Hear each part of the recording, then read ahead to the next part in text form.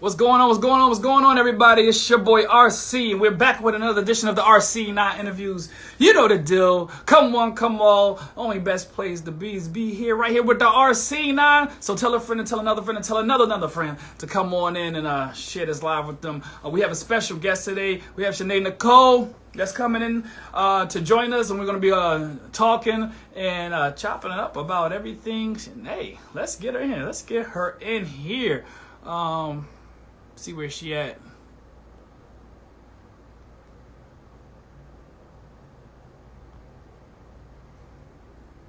Hope everybody doing well today. It's another day we at it again.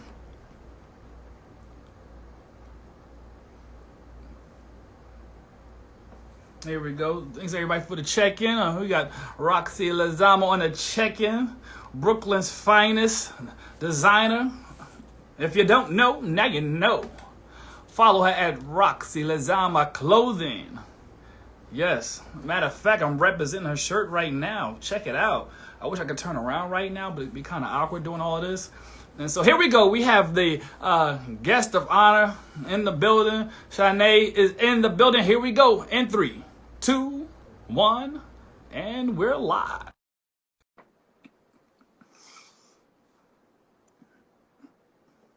Here we go. Hello. Hi. Hello. Hi, how are you? I'm great. How are you? I'm good. Thank you so much for bearing with me. I had some things going on, but you came here. You're here ready to rock and roll. Thank you so much. Ready to go. No problem. Ladies and gentlemen, welcome to the RC9 interviews. We have a special guest here, and she's live and direct via IG. Shynae Nicole, what's going on? I'm good. How are you? I'm Dan. Is everything okay? I know you said you had a lot going on today. Is everything good? You good? Everything's good? Yeah, everything good. I have to, woosah. I know, right? I know. It's a lot. It's hot. Yeah, it is hot. It's ridiculous. Right. It makes things 10 times worse when you go in and you're working and you're moving, and it just makes it, Absolutely. Worse. But, we got to keep pressing on and do what we got to do. That's the name of the game, right? For sure. Well, my mother used to say, one monkey don't stop no show. For real, exactly. How are you feeling? You okay? I'm good. Yeah, I had a very productive day, so I'm feeling good. All right, positive vibes only. I like your background. I need a background like yours with the books and stuff. I know. Just my bookcase in the wall. That's it. Is it one of those walls you press the button and the wall turns like a... No, I don't have one of those yet. I promise you, when I get a whole bunch of money, I always wanted that from a little kid. I'm going to get me a trap door, a library to turn. Exactly, right. So let's get right into it, Shynae. Without further ado, just go ahead and introduce yourself to the people, and then we're going to get right into it and get this ball started. All right. Hello, everybody. My name is Shynae. I go by Shynae Nicole. That is my pen name that I use for my books and my writings and my Instagram name. I'm a writer, author, poet. I'm a mom, public health official, and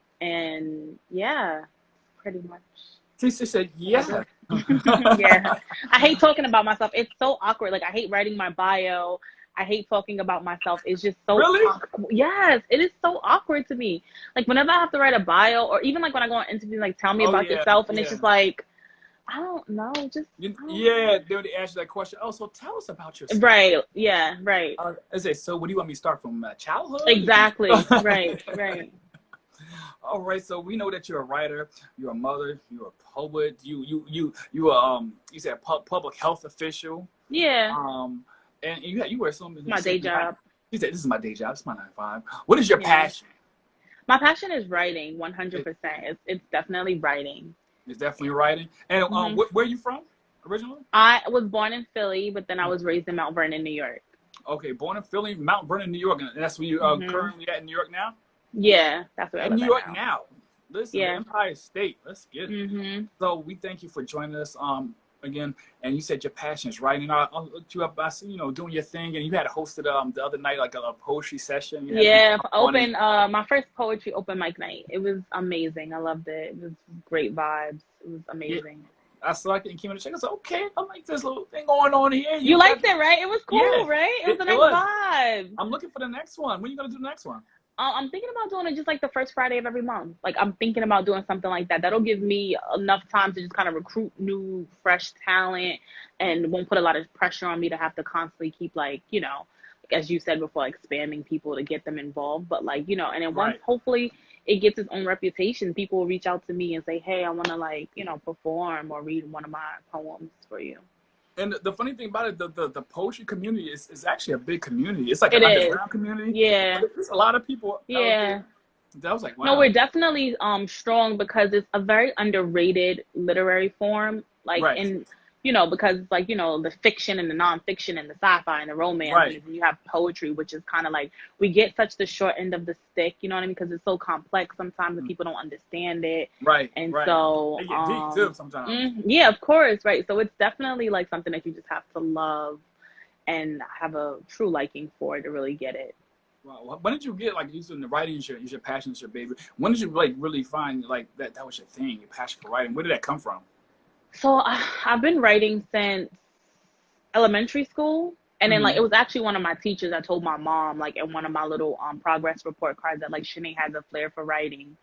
And I didn't know what that meant at the time, right? I just like used to take my little standardized tests and just used to write little stories and things like that and little paragraphs and stuff.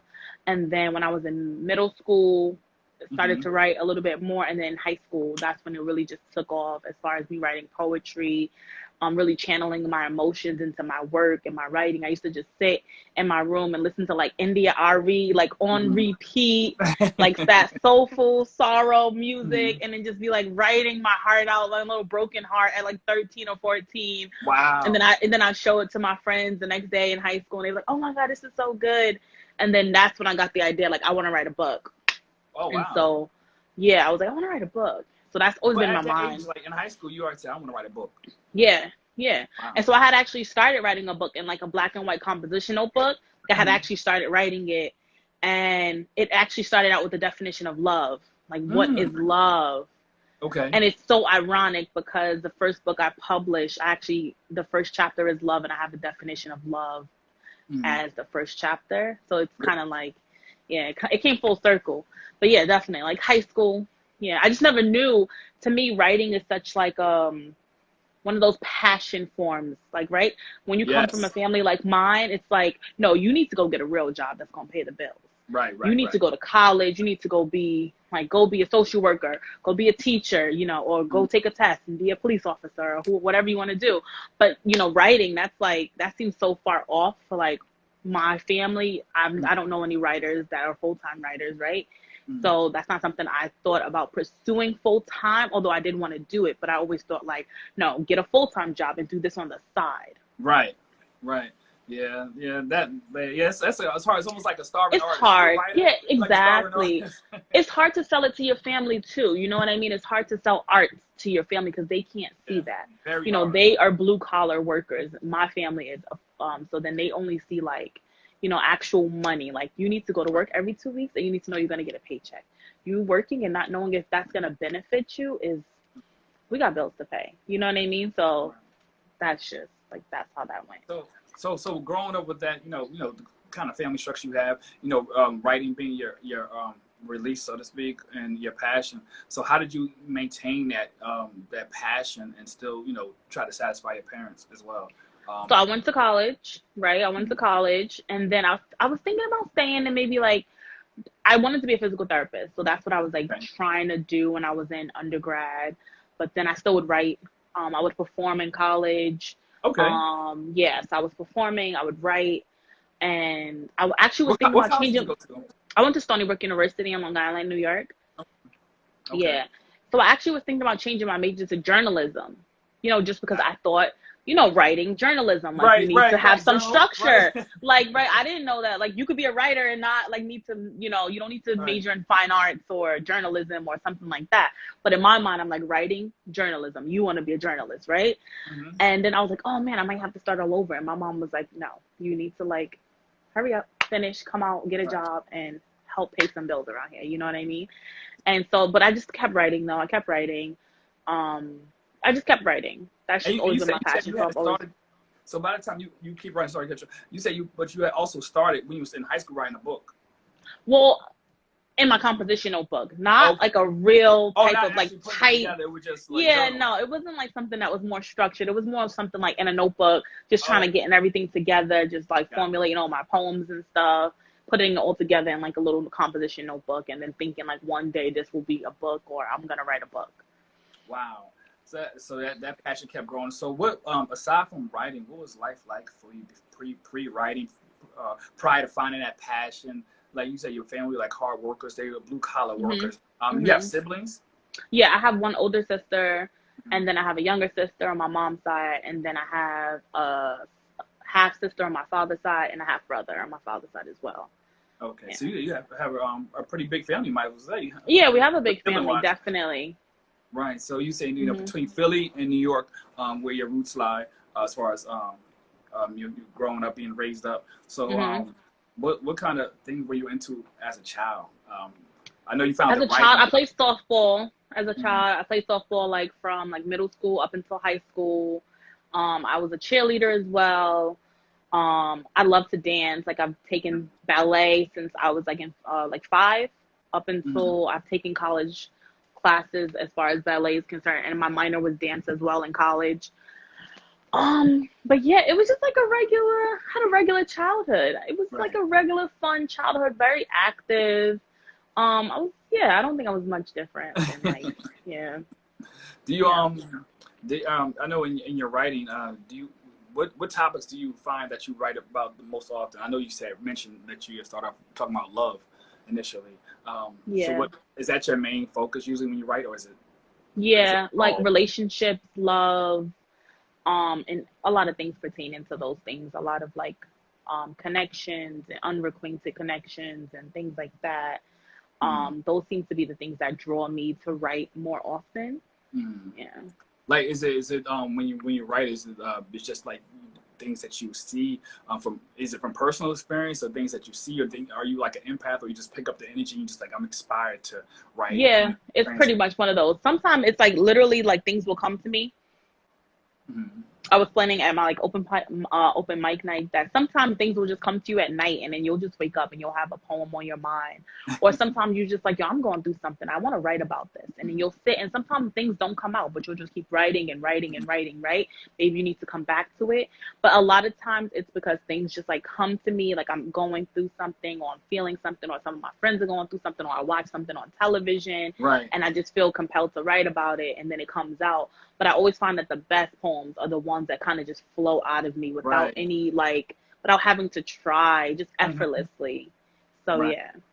Wow. So are you as a writer, do you consider yourself, of course you have to use words to write.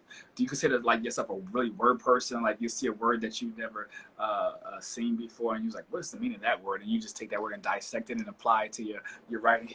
Yes, all the time. Like I used to read a book with a dictionary. This is before like Apple that you can like press the word down and look it Right. up and define. I am the same person. If I don't know a word, I need to know what the definition is, and I get mad if I see it again and don't remember what that word meant. And so it would take me a little bit longer to read a book because I'm always looking up stuff. But now I like to read on my iPad, and then I could also just look up the words. But yes, I do. I love Um, that feature. yeah, like I love it because I want to know what every word means. You know what I mean? Context clues don't always do it for you. But Mm-hmm. um, but to answer your question, yes. So, in conversation, reading is the best form of like just expanding your vocabulary, of Yes. course. Yes. Speaking with people that are also very educated and Yeah. well versed in a particular subject matter. Um, TV, of course, like if I see something on television that I don't know, I will look it up. So yeah, definitely. But I feel like I've grown so much from my first to my second book. Just the Yeah. way I'm expressing myself and my imagery and my poetry and my words. And so that's I like to see that growth in myself.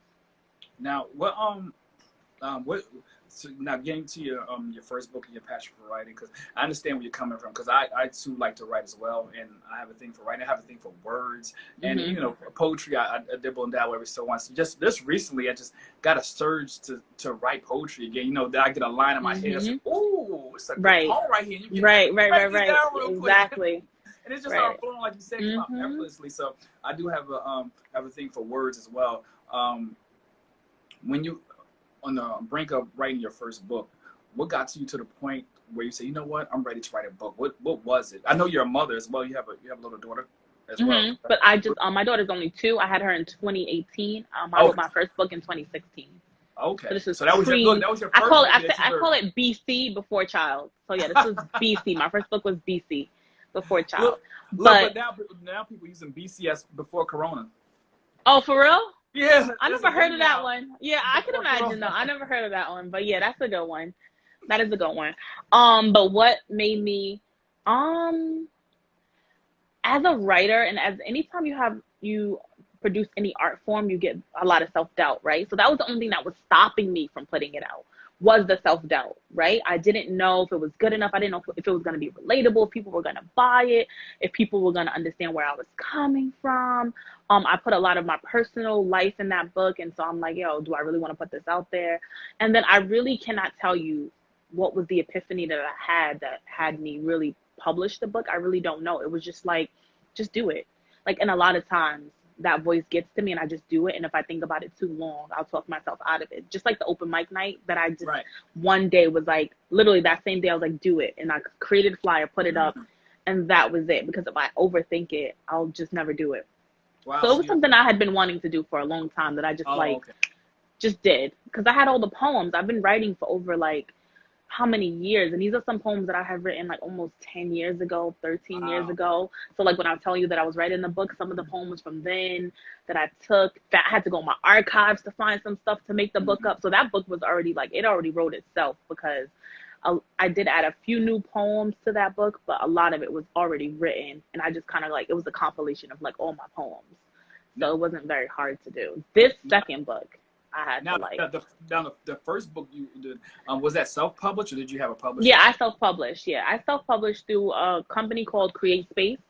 Okay. And the reason how I found that is because I was following a lot of other writers, and I saw that they used that platform, and I researched it, and I was like, okay, you know, this is the one for me. Wow. So that whole process, like, you never did a book before. You're doing this on your own. You're embarking upon. How was that whole experience for you? Like, putting a book? Because I've done the same thing before. I helped with the publish a book, and I'm talking about the cover to the editing to the formatting. I know for me what it took a lot. When I say tedious, complex, and overwhelming, because like I said, I don't know any writers. I don't know any people that self-published any books. And it's only but so much you're going to learn from YouTube and research. Some of these things, you can follow something and someone says, oh, click file, click open, click save. And you do that and you're like, where's file? Where's I don't see save. What do you mean open? I only see adjust. I don't, you know, and it was just, when I tell you, it was hard. It was a lot of, I didn't even know where to get a book designer from, like a book cover design. I didn't even know. I had like, asked my friends to help me that I knew drew and could do things, and they referred me to other people, and that's how it came about. And the formatting was just like all trial and error. Like I had to order so many proofs of my book because it was in the bleeding and the spine and it was too small, and so I had to order multiple proofs of my book. And so it was all just trial and error, really just trial and error, but it was a lot. And so, you know, it was a lot though. Yeah, it was a lot. Like it was a bit. She said it was a bit much. It was a bit much. Yeah, it was a lot. Yeah, I got it through. Yeah. So like you said, so in those things. So well, I mean, I know you say there's a lot of your personal life in your first one. So what are some topics or some areas of discussion? A big common theme is like self-acceptance, a lot of self-doubt, like low self-esteem, like not feeling good enough, things like that. Of course, love, unrequited love, unrequited relationships, and then like a lot of like general life things, like wanting a family and things like that, wanting to be a mom, and things like that. Wow. So dealing with those topics, like you said, dealing with wanting a family, self-love, or did you battle with self-acceptance and self-love? Yeah, I did a lot. Yeah, and people didn't know that because they look at me like, oh, you're so confident, you're so pretty, you're so this, and it's just like, yeah, I know. Yeah, it's like, yeah, but I'm still like, I have internal things that I'm just working through. Okay. Like majority of us, of course, yeah, life is do some blows, whether it be from how you grew up or experiences in school and so on and so forth. even through your writing, were you find healing in that and overcoming, or would you Oh, just like? definitely. Definitely. Healing in the process, but then also reliving through old Mhm. wounds. When you reread it, it takes you back to that place again. But I knew it was therapeutic when I wrote Right, it. And but then when you go back and read it, it just takes you back to that place again. But then you also can reflect on how far you've come and just how right. much you've grown. But definitely. Wow. So how did you overcome those phases and stages of your life? Well, like what things that you did you do for yourself to help you even get to the point to be able to put it in the book? Because dealing with something and then be able to publish it, that's a whole another outlet, because now people are going to see it. People, now you're making yourself vulnerable. You're exposing yourself to your feelings, which things you probably dealt with all your life and just kept bottled inside and only a select few people know about. So how was you able to muster up the courage to, like, okay, get over it and expose I didn't. I just put it out there and I was like bracing for impact. I literally put it out there and then I was like, it? So hopefully okay, hopefully next. they think that this is just poetry and not me. And I've the crazy thing is I've had so many people after they read the book come up to me like, how much of this is you? And I'm like, what Wow. do you mean? Like, how much of this is you? And I'm like, oh, bits and pieces, and I'm downplaying it. And I'm like, some of it, but it's, a lot of it is just, And then they're like, all right, well, how much of it is still you? And I'm like, you know. And then I got more comfortable with just saying like, no, this is me. Like, Right. it's my book. I wrote about it. And then after I would tell people that, they're like, girl, that's my story too. Oh my God. You Wow. told my story. Like, this is so me. You read my mind. I want to give this book to my daughter so she can understand me Right. better. And I was like, Okay. oh, you feel this way too. Oh, and then I had to embrace it because I am speaking on personal topics that people aren't comfortable, that may not be as aware or want to share, don't know how to say it. Right. They're maybe a little bit embarrassed or a little bit uncomfortable, but it's just like me putting this out there. Now I'm telling their story also, and I'm giving them a voice that they don't know how to find or say. And so I have to embrace that. I'm the messenger. You know Right. what I mean? Um, my message is to get across that you're not in this alone. So Right. I had to like take Mm. myself out of it and not be so, you know, forget about this being you. This is what other people need to hear. You know what I mean? So, Wow. It's so funny. I was getting ready to ask you the question that J Matt writes, just literally she just put up here. What are the oh, titles of your book? So what was that's what I was going to ask you. What is the title of your first book? the title of my first book is called Butterflies and Teary Eyes. Butterflies and Teary Mhm. Eyes. Mhm. Wow. So I guess in a nutshell, that's what it was, right? Yeah. Butterflies and Teary Eyes is, the whole Yeah. therapeutic process, and butterfly. Mhm. I can kind of Yeah. get that visual with I everything. like the double entendre of both the words because butterflies like means growth, right? But then it's Right. also like you get it when you're nervous, when you're not feeling well, when you're excited about something. And teary eyes is like you cry when you're happy, when you're sad, when you're excited, when you're Mm. mad. And so those two together is like butterflies and teary eyes. It's just like, means Wow. a lot. Where are the books? Are they on Amazon and a lot of Yeah. places? So the book is on Amazon. On Amazon. It's a Kindle and it's a print copy. Yeah, Nice. paperback. So definitely, I hear that. You said was it butterflies? What's the title Thank again? Give me you. the title. Butterflies and teary eyes. Butterflies And teary eyes. and teary eyes. It sounds like Yeah. it's a tongue twister for a minute. Wait a minute. Hold up. Let me get it right. Yeah. Butterflies and teary eyes.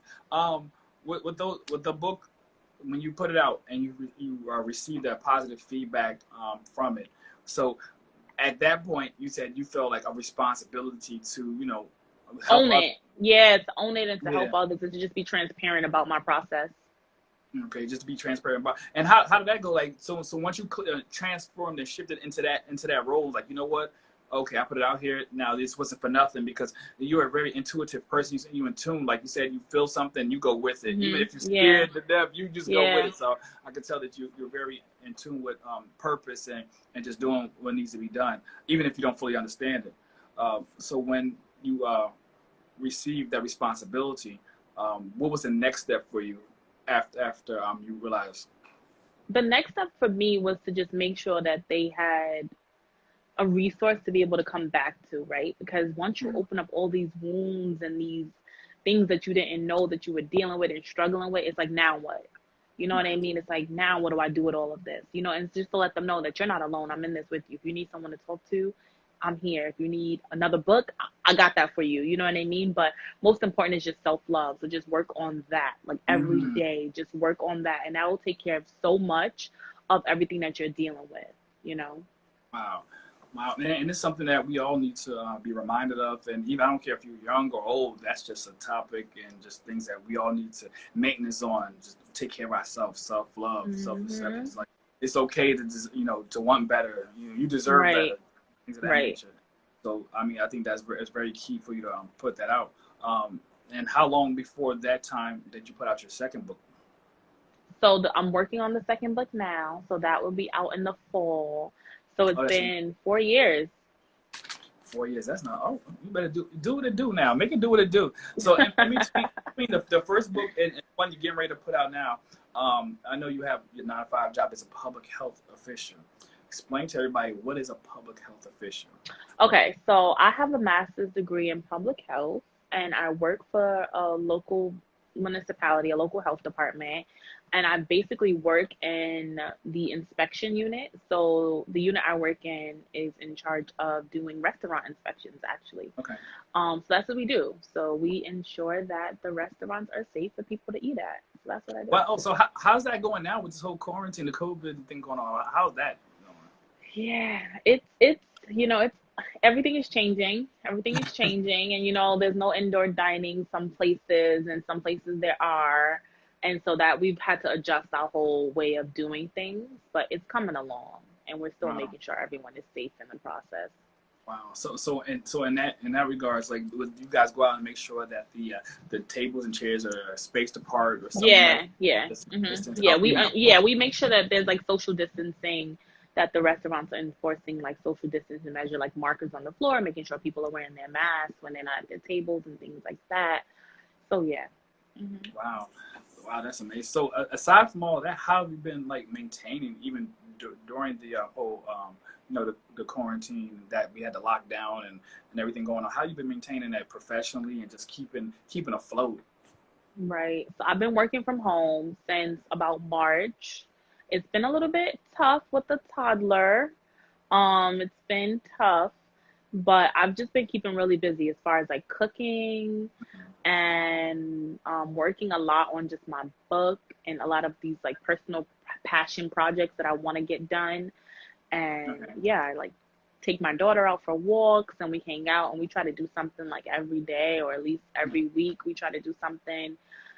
But yeah, I've just been trying to keep safe too. You know, as much as I want to be active and involved, I want to be safe. And I have a daughter and I have family that are like, you know, need to be protected too.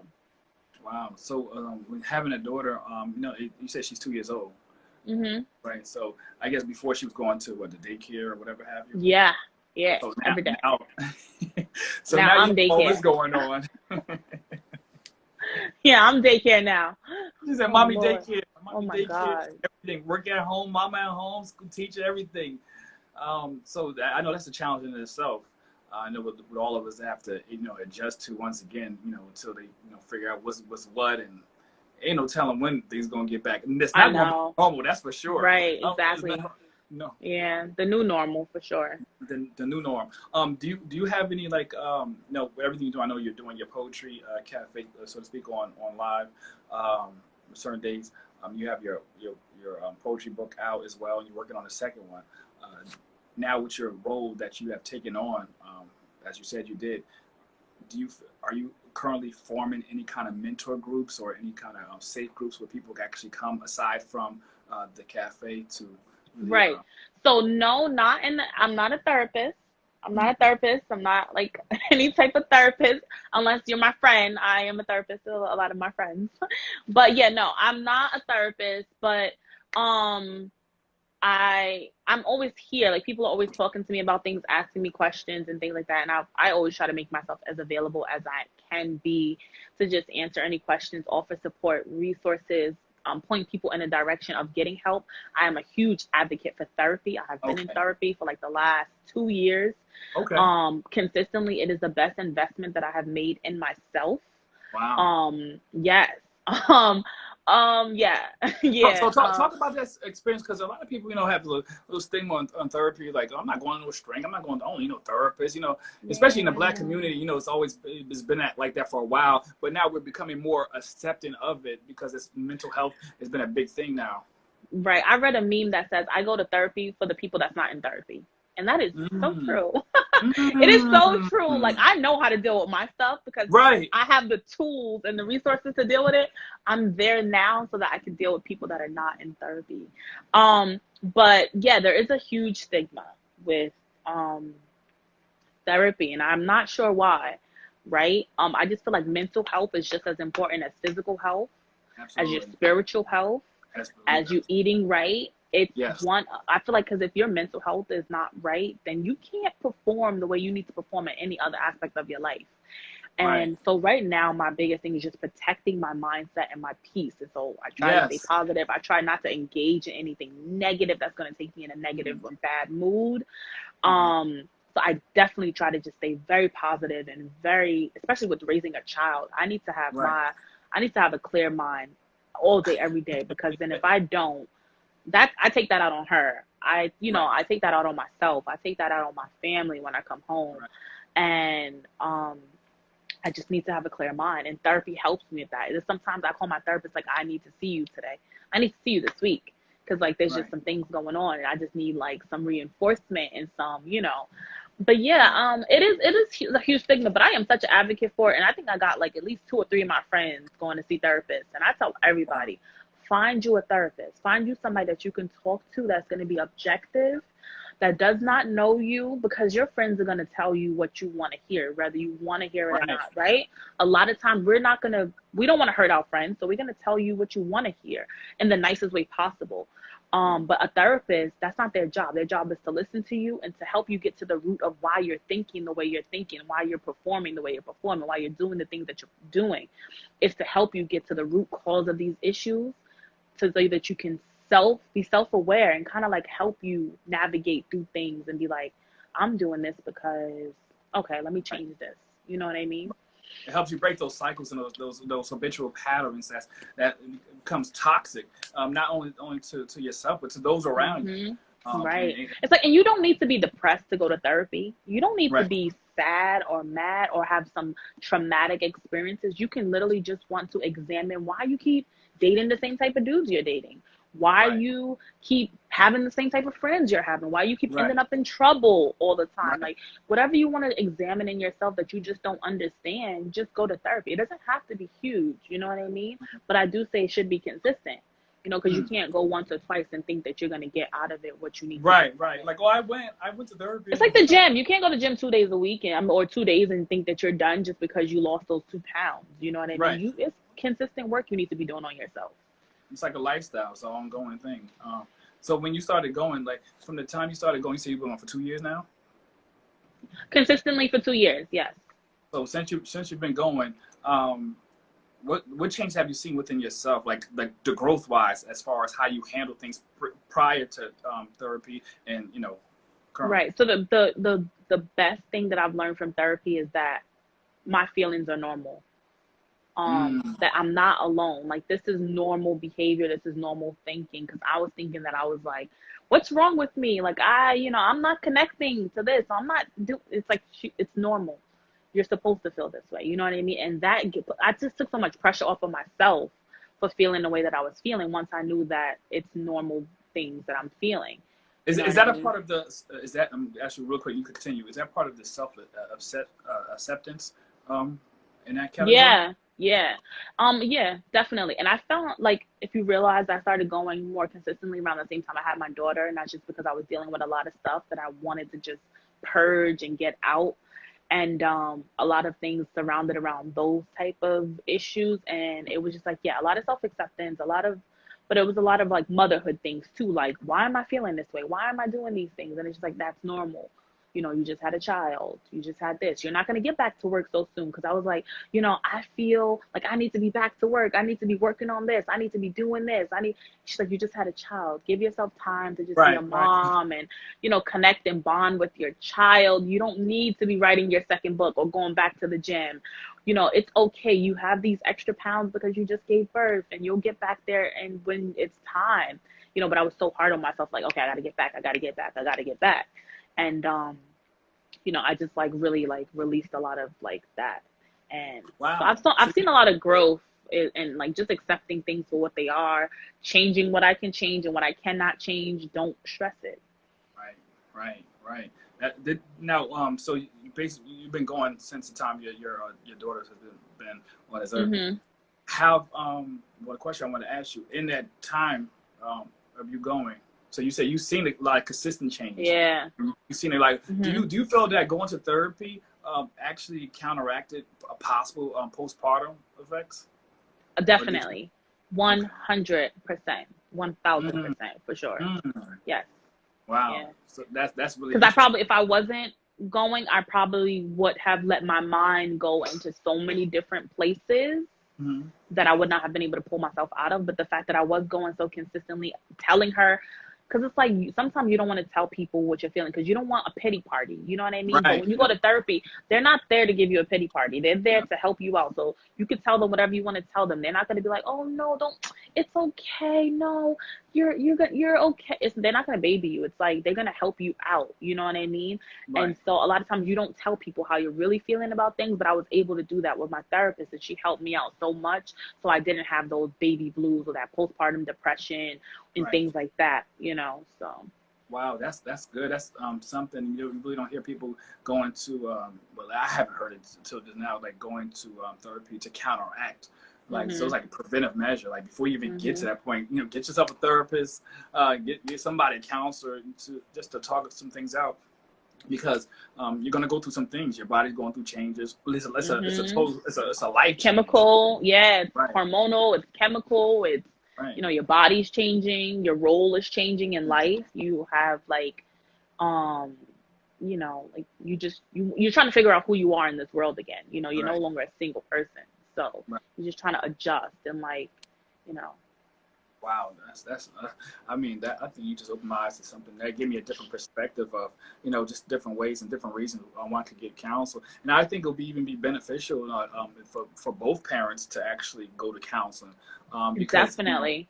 you're in, if not only is the female having a baby, but if the father is present as well, he needs to know actually understand what you are going through and what change you're going through, and that way that will help him not to get so antsy or Right. whatever when you're going through. There'll be a level of understanding, I to be never able to cope. understood it, but I know a lot of couples break up around the same time that they have a child or whatever. And I think that's just because they're changing roles and things like that. But maybe if they would try to go to therapy before, that would change. Like maybe they would understand the responsibility and how to deal with these things that when they do arise, like how to deal with them before they, become issues and things like that. I think that would maybe change a lot of the breakup, divorce rates I after think I think children. you're right too, because that's just as important as they have the Lamaze classes. Like why they have Mhm. Lamaze, they need to Mhm. also talk about the Mhm. Lamaze therapy classes, therapy classes, and I think that's really It's just like, that. just like you go to counseling before you get married, right?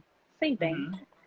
Most people Right. do. Some people do, I guess, if they're religious or Yeah. spiritual. Right, absolutely. That really need to be a thing. That really need to be a thing out there because, like you said, it may save a lot of marriages. Not only say marriages or relationships, but also Relationships.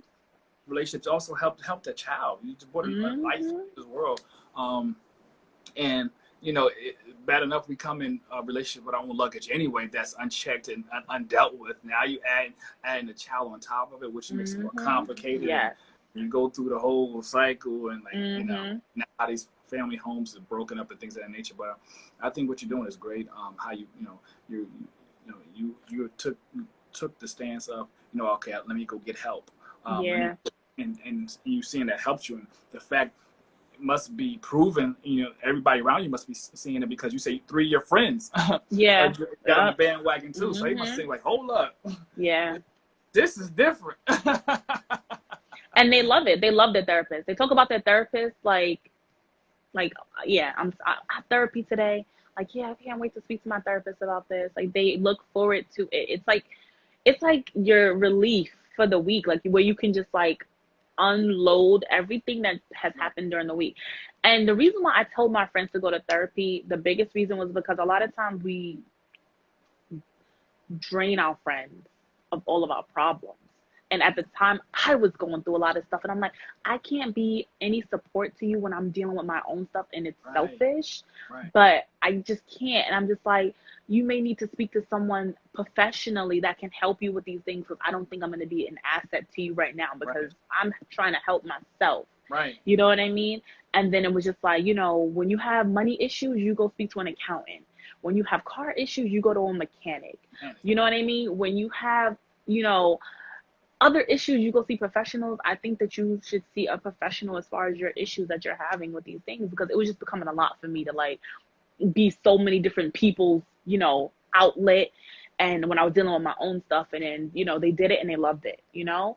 And yeah, it was the one time I had to be like, I'm sorry, but I just can't. I can't hear this. I can't listen to this.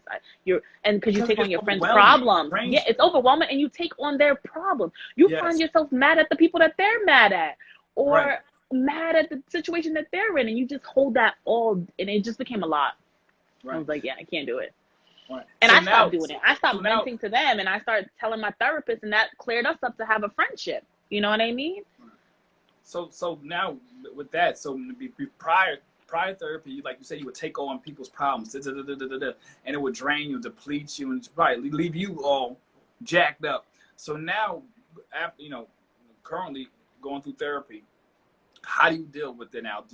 How much do you take from your friends before you say, okay, this is enough? Like, is the limits or the right now I'm in a much better space, so I can take on a little bit more than I could have when I first was referring people to therapy, like left and right. But now I know to listen, and now I know to like give feedback, not get too involved, because at the end of the day, people are going to do what they want to do. And when you get too involved, you get invested in the decisions that they're making and the outcome of their decisions, right? And so I've learned to listen, give advice if that's what they need, and then let it go. Whatever comes from that, you know, that's it. And if I have to keep hearing the same situation over and over, and I'm going to sit there and say, I really don't want to hear about this anymore. I really, you know, I would just suggest that you just not speak to me about this person or this scenario or this situation, because I've already explained to you how I feel. I tried to give you the advice. You're going to do what you want to do. I will listen, but I really just, you know, I don't really have much else to say. So that's how I deal with that. Yeah, you know? It's love, because at the end of the day, you have to protect yourself. You have to protect yourself. You have to protect your own mental health, because like you said, that stuff gets on you, and now you drain, depleted. You feel like you say, because you're so invested into it, you're emotionally drained, mentally drained. You're going to bed tired, waking up tired, like, what's wrong with me? Because you're everybody else's problems. Yes. Therapy. Go. Absolutely. What are some But then the process of finding a therapist too is like, I had to go through a few therapists before I found the one that was right for me. So I knew I wanted an African American woman, just because I knew that she would see things the way I see things, through the lens of the way I see the lens, right? Not necessarily the way I see them, but through the lens, right? And not just because it was, you know, African American woman doesn't mean that we connected. It was one I didn't connect with. I had to find another one. And I actually went through my jobs,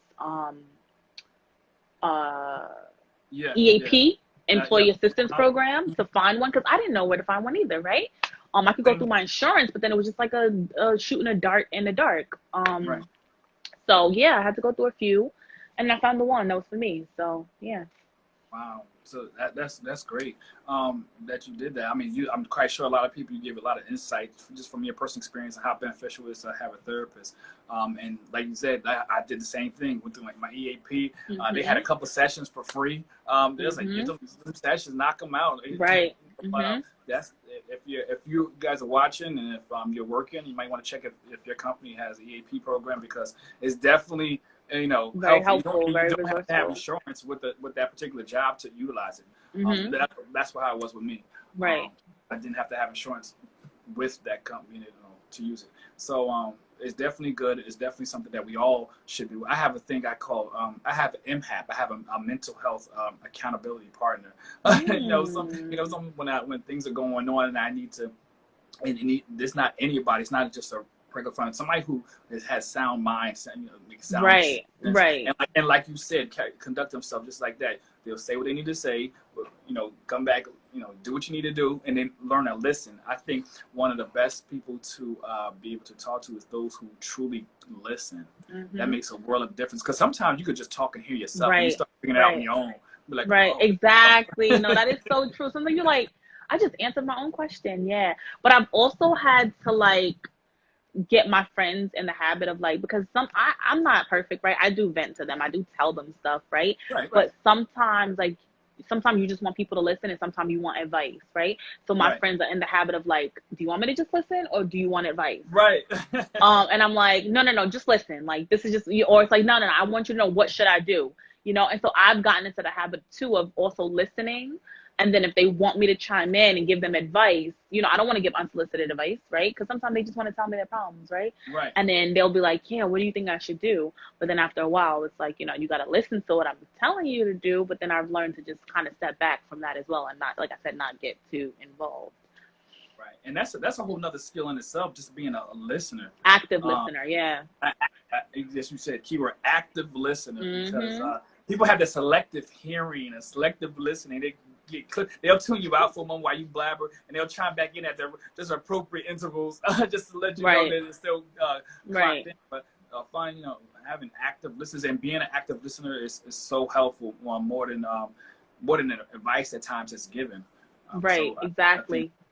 That's really good, and it takes a different type of person as well to be an active listener, because you have to be one that's not so.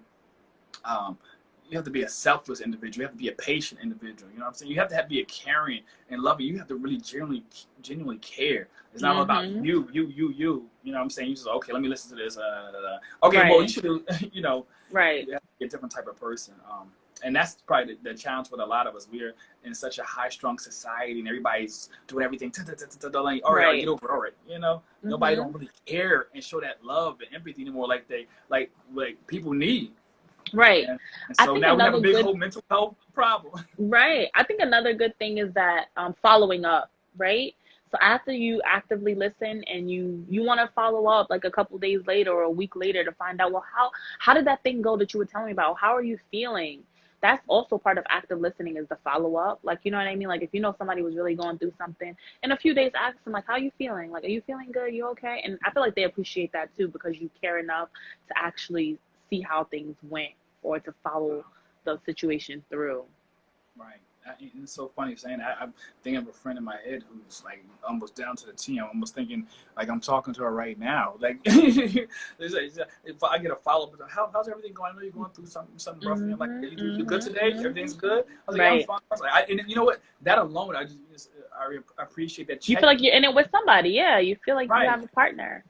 Right, I was like, okay, wow, okay, this is different. Because people, usually dealing with stuff on your own, but when here's somebody consistently checking in on you, just for no reason, just because they genuinely care, that's like, wow, okay, right, that makes a difference in itself, and helps you get through. So what else can we expect from your camp other than the other book you're working on? So yeah, so I've just created my company page, which is my Mind and Ink, which is a company that I created around the same time, 2016, that I did my first book. And I just want to do a lot more of helping other aspiring writers and authors navigate through the self-publishing process a lot easier than I did. So I just started my Instagram account, and I want to put a lot of more of informative information on there about publishing and editing and formatting, just a lot of free information that they can get to. And then, of course, if they need more specific help, they can just, of course, book me for a service or whatever. But I want to do that. The open mics that I'm telling you I'm going to be doing monthly, the second book, and then I'm also creating some merchandise. So I don't know if you saw my totes that I had with the quotes on it and things like that. So I'm definitely doing that. And I'm just like, this is my 2020 I said 2020 was going to be my year before I knew all this crap was going to happen, and I still want it to be my year as far as my year of productivity, for sure. But yeah, so that's all the things that I've been working on. And you said you said the tote bags and everything. You said you're building a platform for that to sell it. How? Yeah, so it's on my website. So everything's on my website, www.ShynaeNicole.com. And I have like everything about the open mics there, my blog there, where I infrequently write about things, but when I do want to write about things, I put it there. Right. I'm also I'm going to be published more in some online publications as far as some short stories that I've been working on. Nice. Okay. Yeah. And so, yeah, but everything is on my website. I post everything there as far as links and where people can contact me and see everything that I've been going with coming up. So ShynaeNicole.com, and I'm looking at the site right now. A beautiful, beautiful site. It has everything on you. Check you out. Just stretch across the couch. Yeah. Back in my heydays. This is nice. It's like, you know, so you guys need to check it out. ShynaeNicole.com, ShynaeNicole.com. So make sure y'all go and check her out. Support. You know, like she said, she has all the information on here about books, events. You know, her closet, online open mic, and blog. So yeah, this is a really good you know. So later on this month, I'm actually doing a Zoom with a fellow author. It's the do's and don'ts of self-publishing. It's free. It's just for people that want to self-publish, that are thinking about it. It's really, we just break down the do's and don'ts of it that we've learned from self-publishing ourselves. And so I think that will be a good one. I'll put more information about that later on, closer to the event. But yeah, I'm going to be really busy. I'm making sure the next 5 months to the end of the year, I'm going to be really busy, really productive, and just try to get as much done as possible. Wow. This is great. It's like you have your hands full, like you live your life on purpose, intentionally, and you're doing a great job at it. I just want to thank you just for you know. Thank you for having me and being able to explain and tell you and your viewers and my viewers more about myself and what I've been doing and what I'm up to. I appreciate that. Absolutely. I know you are writing a poem, but do you have a piece or anything that you want to share with us now? Were you prepared for that, or did you... on the spot? On the spot, because I know that you go on places that only your pen could take you. So on the spot. On the spot. Look, we have an impromptu open mic featuring. No. www.ShynaeNicole.com. I don't know. I don't have anything. Anything you want to read from your book? You have your book. Did you want anything you want to read out of your book? Okay, let's see. This is the book, everyone. This is the book, the first book, Butterflies Teary Eyes. And all right, let's see. All right, I know which one I'm gonna read for you. It's one of my favorites. All right.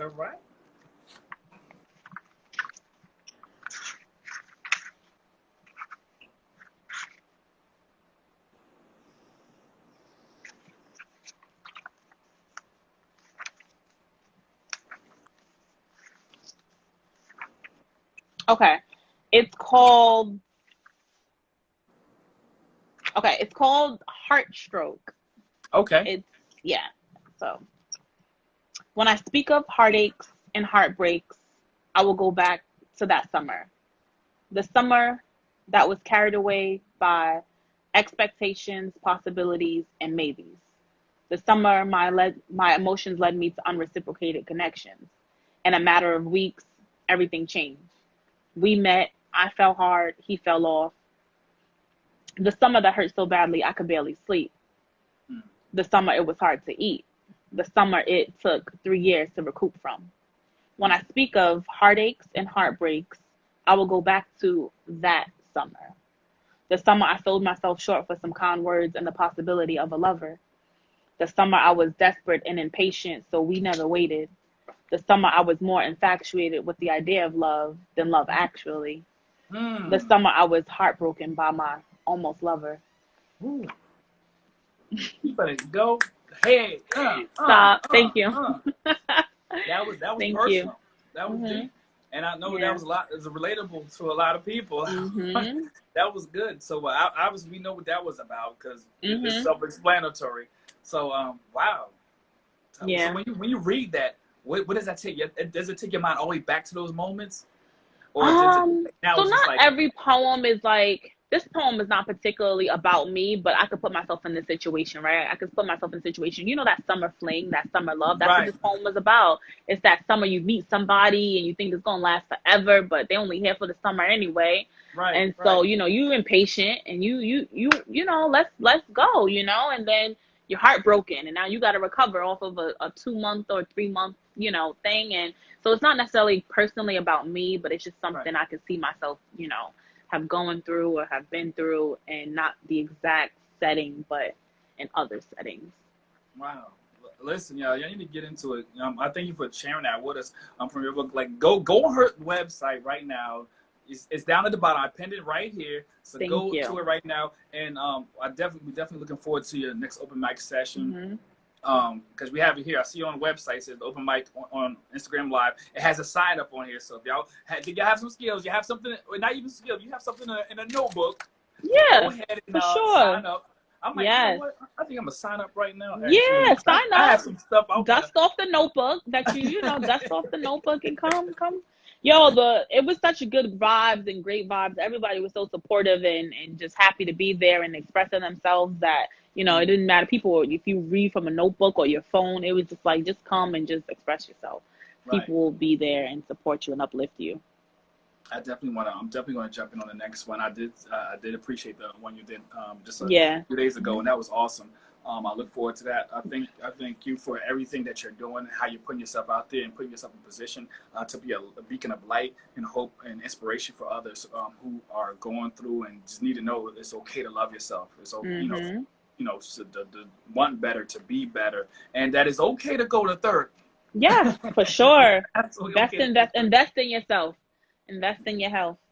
What are all? I mean, I know everything's on your website, but what is that the main way you want everybody to contact you? What other ways can they reach out to you if need be? So they could DM me if they want to DM me. They want to request me on Facebook. That's my name, Shynae Davis. The website is probably the best way. My email address is also in my link in my Instagram account. So if you want to reach out to me, email is probably the fastest way. But also, if you contact me through the website, it'll go straight to my email anyway, and we can speak that way. But that's the best way. Okay, that sounds like a plan. Like I said, it's been a pleasure having you here. It's been a pleasure, taking your time to, just chop it up with the RC9 interviews. Yes, thank you so much. I love that you're doing this. Yes, you have to get out there. There's people out there doing some dynamic things, and when I scroll and I see people, or personally, or if I just come across like I met you, I say, it's a very interesting individual, and I look like they have something to share with people. Because you never know, like something in you that I need, maybe something in me that you need. You never know who needs what, and we all have gifts and talents, and we've been through things that we could definitely, especially if we overcame, we could share with somebody else to, like I said, to be that encouragement. Definitely, I completely agree. So thank you again so much for joining us tonight. Yes, and hopefully I'll be back when the second book is out. Yes, we're going to talk about the second book. We're definitely going to be back. Yeah. You see my shirt, Jane of all trades.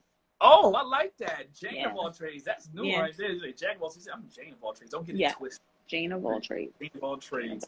Yes. But yes, hopefully I'll be back when the second book comes out and we could do this again. Oh, yeah, you definitely will. And I'm going to be on that next open mic. Trust me. Oh, yeah. Sign up now then. Sign up so you can get your time slot, the one that you want. That's right. Oh, okay. I'm definitely going to do that. All right. Well, you have a great night. Yes, thank you so much. All right. Many blessings to you and your family and your daughter. All right. Thank you. Have a great night. Good night. Ladies and gentlemen, you have tuned in to the RC9 interviews. We were on here with Shynae Nicole. Go ahead and visit her website, SHYNAENICOLE.com. She's a great dynamic woman out here doing great things. And remember, it's okay to get therapy. It's okay to get a counselor. It's okay to love yourself. This is RC9. Checking out. God bless and good night.